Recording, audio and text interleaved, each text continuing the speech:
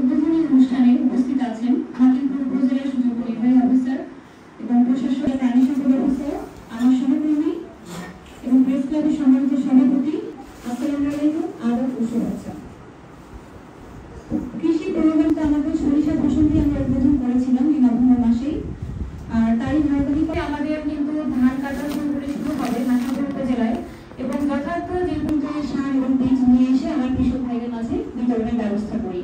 তো সরিষা এই পেঁয়াজ ফসলের আবাদ এবং উৎপাদন বৃদ্ধির জন্য গত 3 বছর থেকে কিন্তু আমরা জমির জন্য 1 কেজি বীজ, 10 কেজি ডিএপি সার এবং 10 কেজি ইউরিয়া সার আমরা পৌরসভা এবং বোয়ালদার ইউনিয়নের কৃষক ভাইদেরকে বলেছি, কারণ কৃষকদের কিন্তু আমরা এইভাবে ব্যবস্থা নিয়েছি।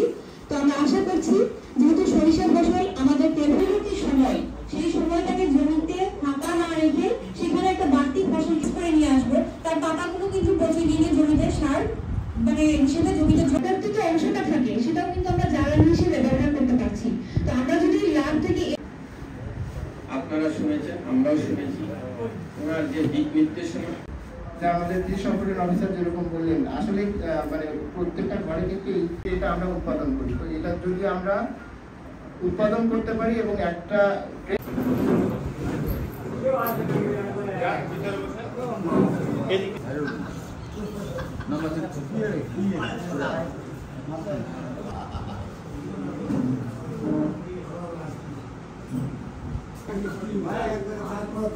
ও বাবু